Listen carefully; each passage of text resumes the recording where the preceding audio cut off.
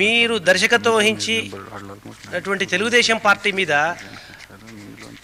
దురాక్రమణ అనేది ఎప్పుడు ప్రారంభమైంది అనుకుంటున్నారు? ఇప్పుడు నేనేం చేశానంటే ఇక్కడ ఎప్పుడైతే వీడు ఈ దుర్విధానాన్ని పసిగట్టాను, ఆ రోజున గవర్నర్ గారికి లేఖ రాశాను. 5గురిని పార్టీ ఎమ్మెల్యేస్, దెన్ దేవర్ మినిస్టర్స్ ఆల్సో, వాళ్ళ 5గురిని కూడా పార్టీల నుంచి బహిష్కరించడం జరిగింది. ఎప్పుడైతే వాళ్ళ పార్టీ నుంచి బహిష్కరించానో ఆ దాంట్లో నేను కూడా ఈ యొక్క శాసనసభ మాలిన్యం అయిపోయింది. కొన్ని గ్రూపులు తయారైనవి. తెలుగుదేశంలో గ్రూపులు వస్తాయని నేను, తెలుగుదేశం అంటే తెలుగు జాతి ప్రగతి కోసం ఉంటుందని, తెలుగు వాళ్ళు గౌరవంగా చెప్పుకునేటటువంటి వ్యవస్థగా ఉంటుందని నేను అనుకున్నాను.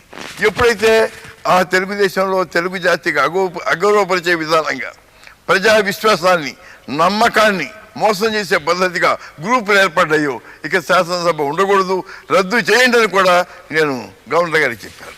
దాంతో వీళ్ళు ప్రచారం సాగించారు. ఇదిగో ఆయన అధికారంలో ఉంటే ఆయన గవర్నర్ గారిని రద్దు చేయమని కోరాడు, కాబట్టి మీరందరూ కష్టపడి గెలిచి వచ్చిన మీ సీట్లు పోతాయి, కాబట్టి మీరు ఏమైనా సరే నా దగ్గరికి రావాలి, నా వైపు ఉండాలి, నేను మిమ్మల్ని అందరూ ఉంచుతాను, మీకు అందరికి కూడా కావాల్సినంత అవకాశాలు మీకు కల్పిస్తాను, అధికారాలు ఇస్తాను, మంత్రుల్ని చేస్తాను అని ఎన్నో ఆశలు పెట్టి వాళ్ళందరినీ కూడా స్వార్థంతో తన వైపు తిప్పుకున్నాడు. This is the result. ఇవాళ దుశ్చర్య జరిగింది, మన జాతికి అవమానం కలిగింది, తెలుగు జాతికి ద్రోహం జరిగింది అంటే ఇది ఇంత ఘాతుకం వెనక వాళ్ళు ఉందని కూడా మీకు తెలియజేస్తున్నాను. This a planned treachery.